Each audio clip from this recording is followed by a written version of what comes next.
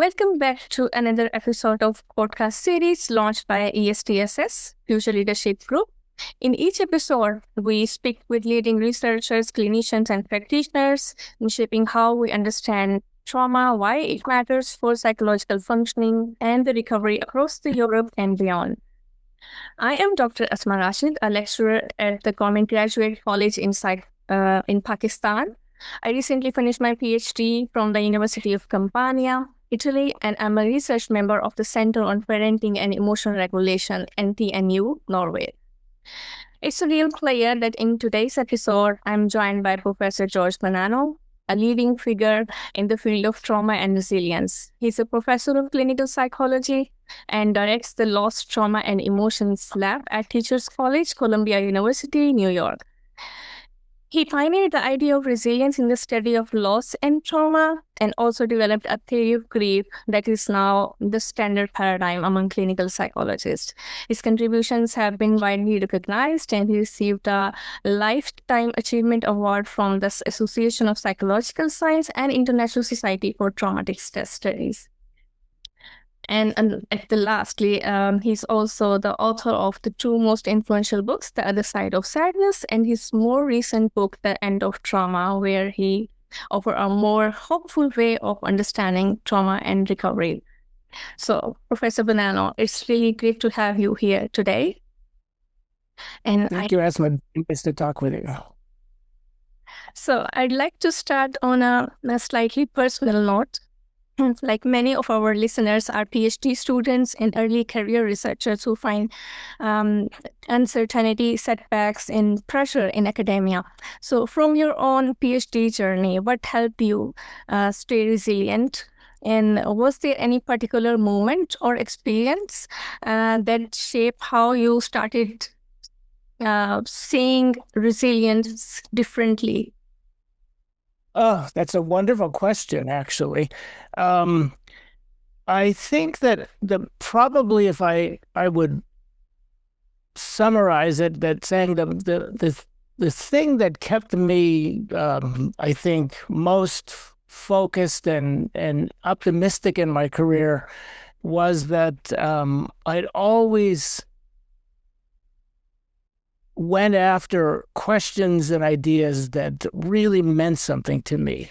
You know, I pursued the questions that I had rather than the questions that I thought would advance my career or would be more readily funded by grants, which these are very important considerations, of course, and they're tempting, I think. It's very tempting for early career psychologists, psychiatrists, whatever, to pursue areas of inquiry that will gain them the most leverage career-wise.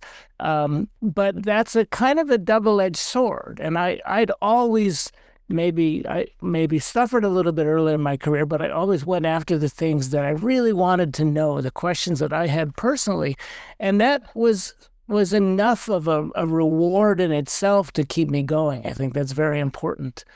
The second part of your question is interesting because I first began to see resilience while studying bereavement.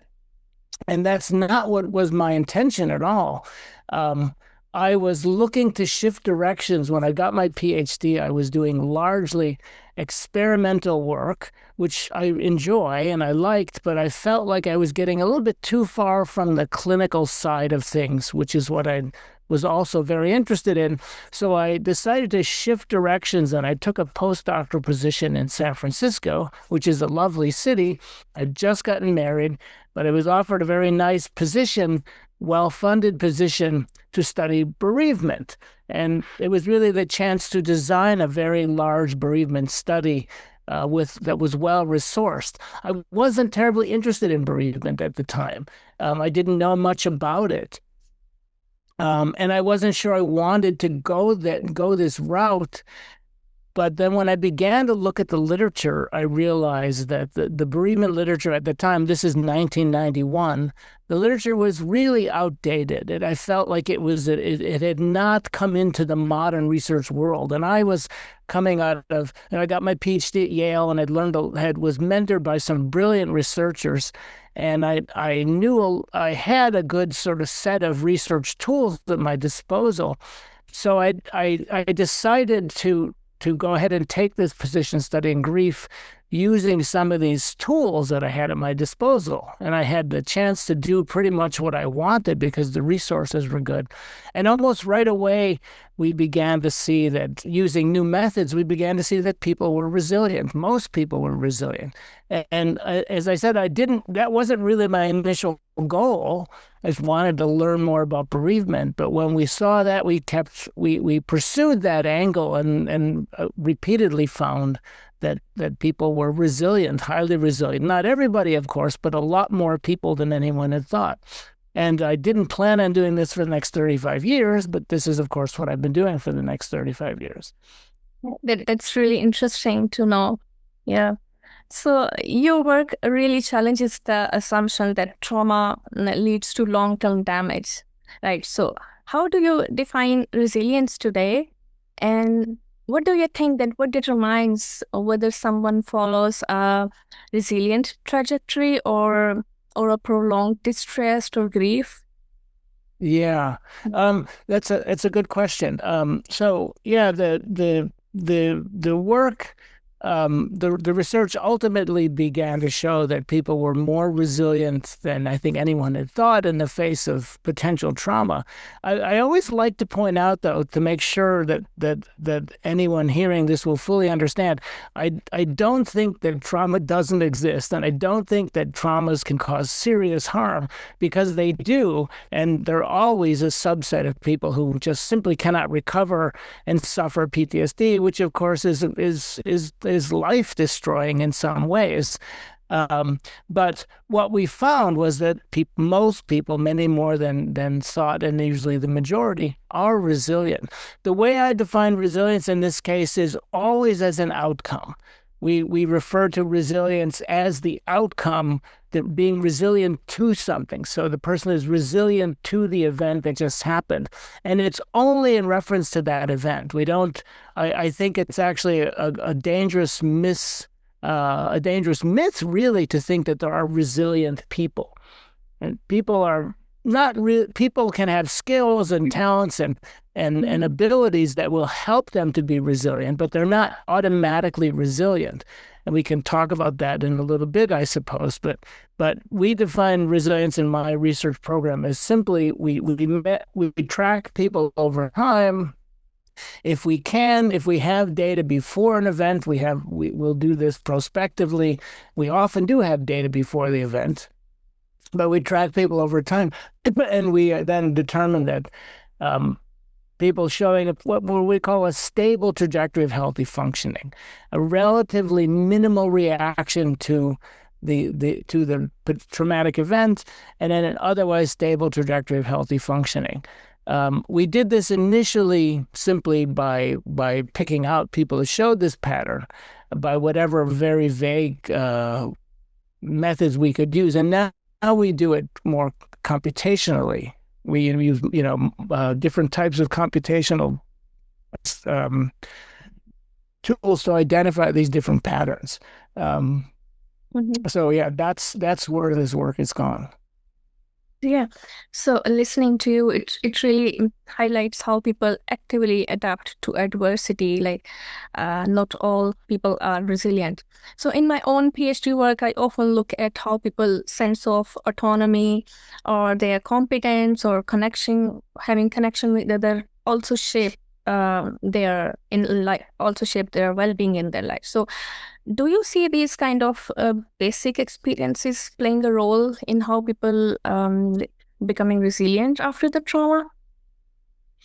To some extent.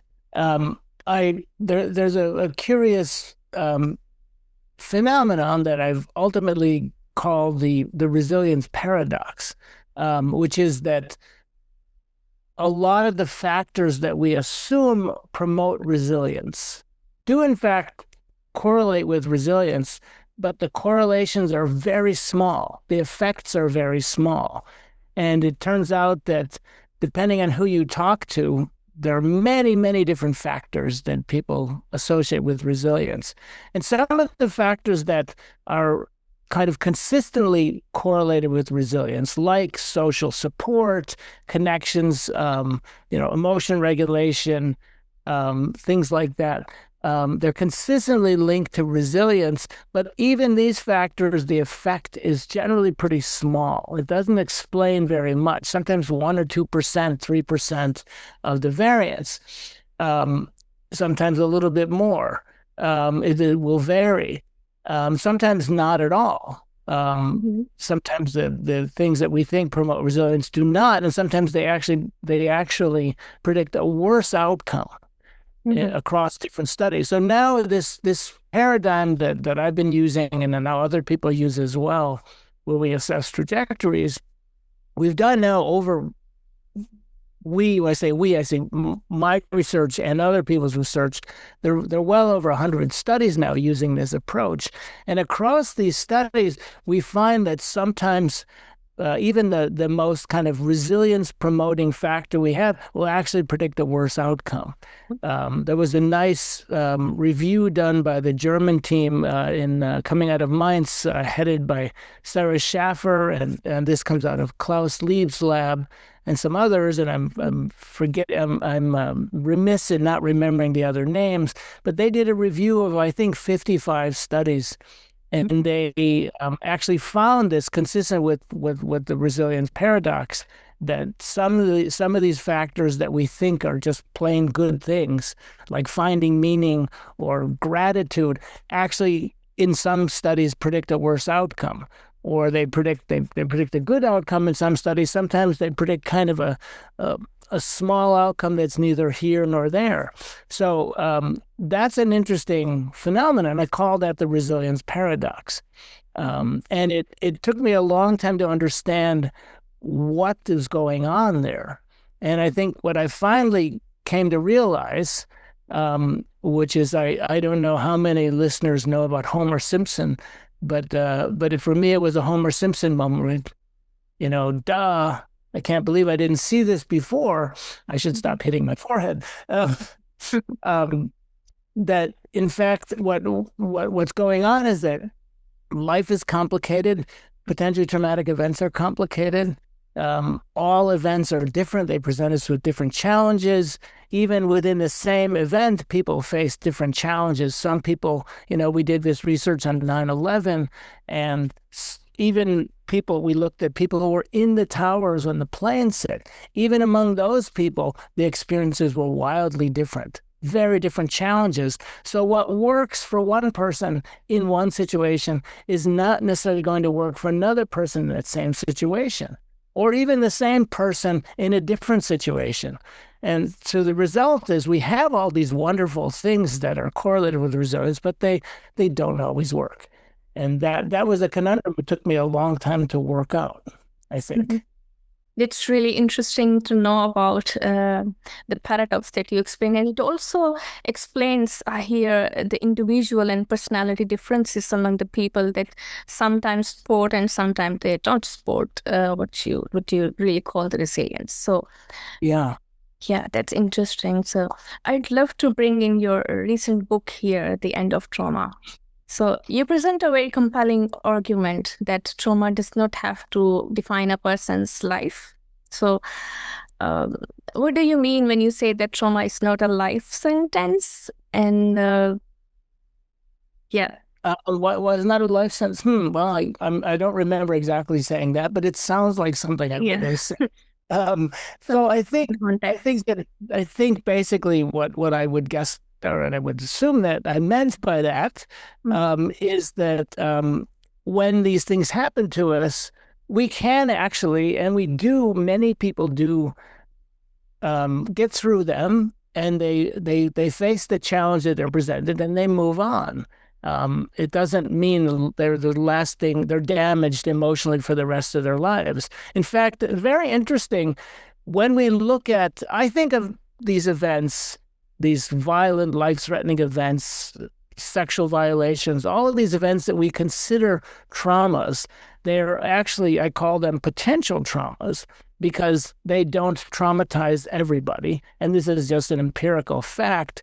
And if you look at people's lives from a life course perspective, and there's only some evidence that good enough to actually make this claim, that many people are exposed to many of these types of events in the course of their lives. Now, I had a kind of a wayward youth. I got in a lot of trouble when I was younger. I left home when I was 17. So I've probably been exposed to, I don't know, 10, 15 potentially traumatic events in my lifetime.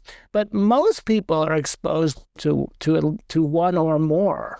And, if these are all causing lasting emotional damage, we as a human race would be in big trouble. We would be walking around all traumatized. I know some people think we are all traumatized, but, I think for the most part, human beings are, adapt and move on, and we are able to deal with things. And in the book, I go into the reasons why that is, the tools we have, and that's what I call regulatory flexibility, which we haven't talked about yet, but that's a way I see how we get through these events. Mm-hmm. So could you explain what the flexibility means here in this context and how it helps people to cope with the adversity? Yes, sure. So what I think of as regulatory flexibility is the capacity or the ability to adapt to the situation. And what that really means in the simplest terms is working out what the challenge is and what the right behavior or the right response for that challenge might be, and then correcting as needed. And that's really basically three pieces. And we've broken it down into these three pieces. And these pieces come really from the experimental work and a lot of my research, a lot of other people's research. So the beginning part, we call it context sensitivity. That's reading the situation and asking oneself, what is actually happening to me? What's the problem?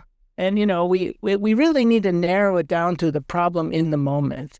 So let me see if I can give you an example. A friend of mine was on a boat helping a friend. He was with two other friends, and they were trying to take a boat from one point to another in the Atlantic Ocean.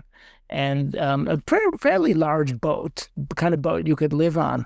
And they were crossing a pretty open stretch of the ocean, trying to take a shortcut based on the geography of the northern United States, a shortcut across, kind of a triangle across these 2 points in the ocean. And in the middle of the night, they got caught in a big storm. And then they realized none of them really knew that much about boats. So they were in this boat in a big storm, and boats, a sailboat has these big booms, these long. I don't know much about boats at all, but these booms, I think, is the big wooden bar that holds the main sail up, and that can swing across in a windstorm and just knock people right off the boat. And he really thought he was going to die that night. And a while later, he began to have nightmares. And he asked me very, very weird way, do I think he has PTSD? And this is not at all uncommon, because nightmares after a violent or life-threatening event are common. It's our mind's way of trying to make sense of what happened. The way I think of it, when we are exposed to something out of the ordinary, violent or life-threatening, our minds really need to work that out. I'm living in a world like this, and it's fairly predictable, and I know who I am more or less, and I know what I'm doing. And now this thing happened that almost killed me, or that I can't really explain. How do I go on in the world with this new information? So our minds will replay the event a lot, that unbidden memories. We'll have nightmares, not an extraordinary amount, but sometimes that will happen in the first few weeks. People think they have PTSD now because PTSD is widely known. Everybody knows what PTSD is. That wasn't the case 20 years ago. So if you think to yourself, I have PTSD, I have to do something about it, you're not going to get anywhere. But if we say, okay, I'm having nightmares, how do I deal with that? Or I'm feeling anxious, how do I deal with that? It's a more concrete problem. It's the problem in the moment. So that's the first step, to really ask ourselves, and this is something that people don't often do, to ask us, what is it that's the problem right now? Once we do that, then we can move on to the next step we call repertoire, where we then decide to do something to try to alleviate that problem. And the repertoire, we use the term repertoire because it's also about not just picking a response, but picking a response from the tools that we know we have. I can talk to other people, or I can calm myself down, whatever it is that we know that we can do in our lives. And we try something. So, okay, I'm going to talk to somebody about it, or I'm going to distract myself, or I'm going to do some research on the internet, or whatever it is that I would do, or I'm going to make dumplings, or I'm going to clean the house because that calms me down, or I'm going to express these emotions, whatever it is that we think would help in that moment. And that's repertoire. And then the third part, very important, is what we call feedback. And this is left out of many theories about how people regulate themselves. Feedback is where we say, basically, did this work? It's very simple. Did this work? And if not, I'll try something else. And what I've learned clinically is that many people fail in this step because the average person in the world who doesn't have all this knowledge that we psychologists have will think, if I try to cope with this by talking to somebody and it doesn't work, I still feel bad, I can't cope with this. And that people don't have it in their heads. And it's simple truth is that even the most resilient people need to cope by trial and error. We need to find out what will work. So we try something else and we cycle through it again. We try another thing and we cycle, so it's the idea of defining the problem, looking at our toolbox of tools, and then trying to find something that works. And if it doesn't work, trying other things. Those are the three basic steps. There's a long-winded answer, I'm sure, but those are the three basic steps. That's really interesting and insightful to know. So I think that it's like how you regulate yourself at the moment instead of focusing on the past experiences. And somehow I think that it's quite related to how we regulate our emotion at the moment when we feel a kind of distress. But the important part here you described was the feedback. So from the feedback, like you said, that if you talk with somebody and you still don't feel good about that, and it's kind of, okay, it's a trial and error. So you think that how important are the relationships and social environment in shaping the resilience after the trauma or any kind of distress that we feel in our life? Well, I think social relationships are generally very, very important. And I should add, I mentioned earlier that some things, even like social support or connection to other people, don't always work. That's in a particular moment. But coping with something larger, like a potential, we cope with things like, the car won't start, or I lost money on something because I made a dumb mistake, or somebody's mad at me, a friend is mad at me, and I have to deal with that. These are relatively smaller issues, and then we have these larger problems, really stressful situations, like a potentially traumatic event, where we maybe face the possibility of serious injury or death. Those events take a while to get past, a couple of weeks at the least, a couple of weeks, and sometimes much longer. So in that case, we're going to cycle through this sort of series of steps that I call regulatory flexibility many times, because the problem changes over time. And maybe social connection doesn't work in the first few days, but it might work a week later, when we want to talk to somebody about it, or it might work in the beginning, but not later. And so I think it's a very important I wouldn't discount the effect of social relations. And I think, there's a lot of new research now on social emotion regulation, regulating emotions through other people. And I think that research and some of our own research is going down that road. And it's very, very important. That's really important. Yeah. And from this, I was just thinking that this could also have a counter effect.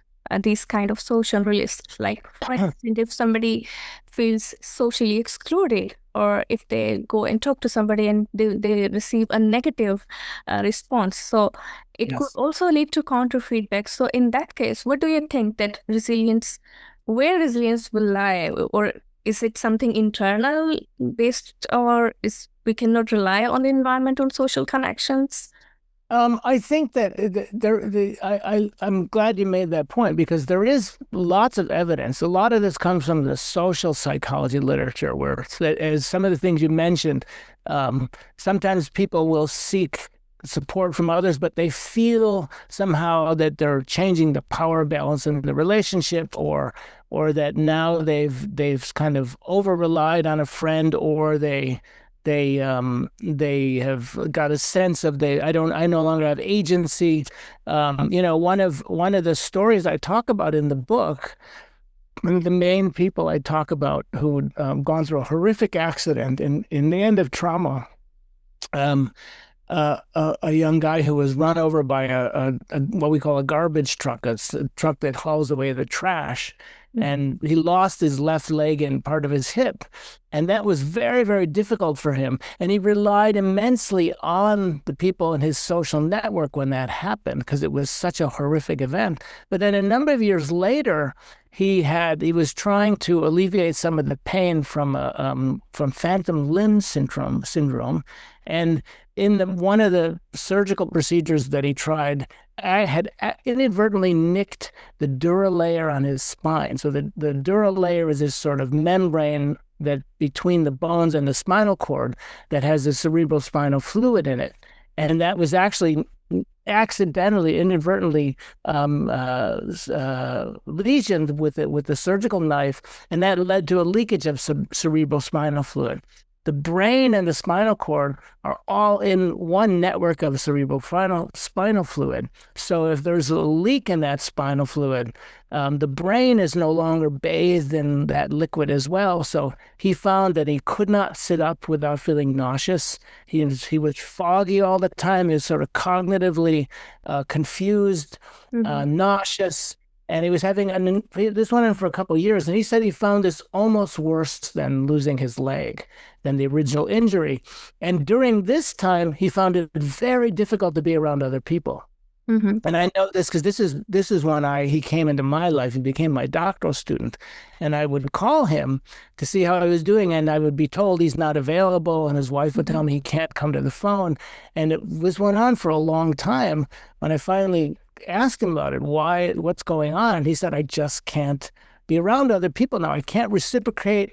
I'm very uncomfortable around other people because I'm in such a strange state, and I don't find it helpful at all. In fact, counterproductive to be around other people right now. So in this case, it's not that social relationships are bad or a dangerous thing, but in this particular case, they were just not effective. They were even harmful. So from a flexibility perspective, resilience then hinges on something else. He tried other things in his life, and he was able to get social support. I should qualify this, from his immediate family, because they were with them, and he had his children there, and they were doing their best to understand. But his other avenues of social support were no longer functional, so he tried other things. And that's the way resilience still comes about, by we go to our other tools in the toolbox. That's really, you explained it very well. And so I wanted to know that what should clinicians focus on, according to you, just beyond reducing the symptoms? What should they actually do to actually help the people rebuild their functioning after the trauma, whether it's a war-related trauma or childhood traumatic experiences or PTSD?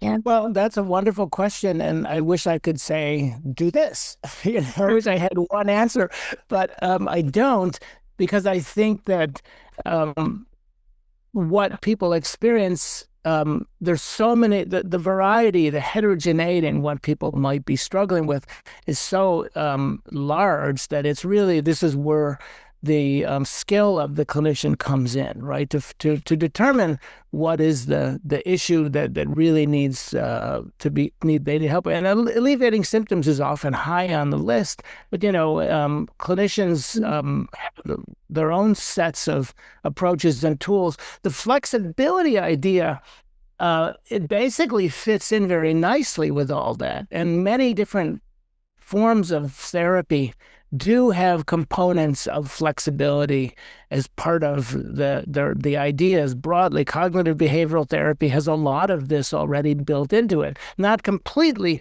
and not the whole system, but a lot of it. Acceptance and commitment therapy, of course, has a lot of it too. Exposure therapy is more narrowly focused, and I think that exposure therapy, which is of course very effective, is a great example to consider, because the therapist, in some cases, exposure therapy might exactly be what's needed, and in others not, right? And so all those considerations go into place, and there are other approaches, say, muscle relaxation or relaxation techniques that a therapist might decide this is more suited for what the person's struggling with, or we can try this and see what happens. So I think, that this is where the art and skill of the clinician really becomes invaluable in determining what is the approach we should follow. Yeah, and one more thing I wanted to ask. Do you think that in the therapeutic responses also, do people have some sort of genetics involved in their building of resilience? Or is it like for some people it's more easier to get over or move on with the traumatic experiences, while for some it's hard and it takes longer than the therapeutic? It's a great question. A great question. I think definitely for some people it's more difficult.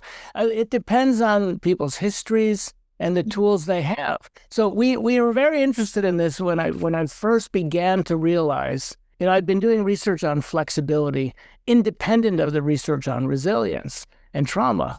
And it was at one point, that's when I had the Homer Simpson moment where I realized these two things fit together very nicely. But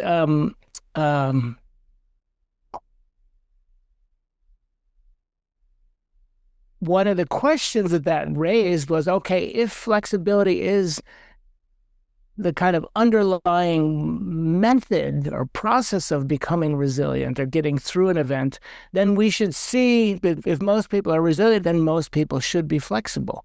And we've done a few studies and to look at that, and that's exactly what we found. We found the majority of people have at least moderate skill in all three of these components that I described: context, sensitivity, repertoire, and feedback. But some people didn't. And people with a history of depression, for example, will tend to have deficits in some of these areas. People with a history of anxiety or people currently anxious will tend to have deficits in context sensitivity.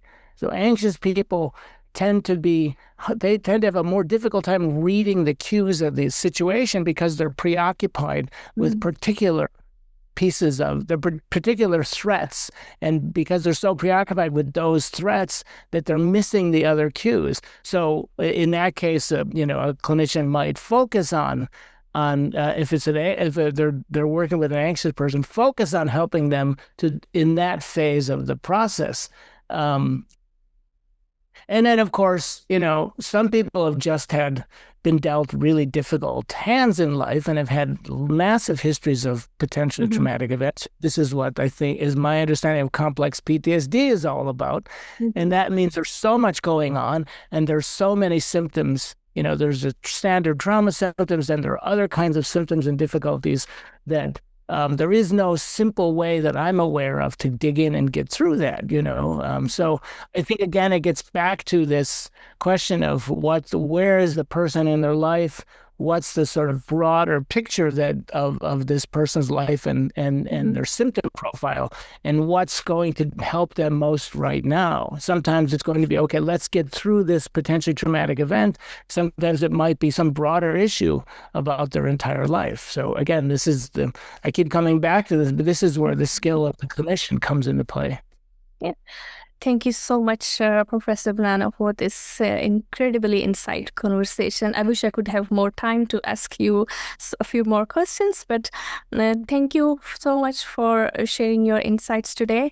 And it's a truly enriching conversation, I must say. Thank you so much, Asma. It's been a very nice conversation, very nice to meet you. And thank you to everyone listening. If you'd like to stay connected, you can follow ESTSS on Blue Sky and LinkedIn, or visit ESTSS.org for more. We'll be back soon with another episode, continuing the conversation across research, practice, and global collaboration. Thank you.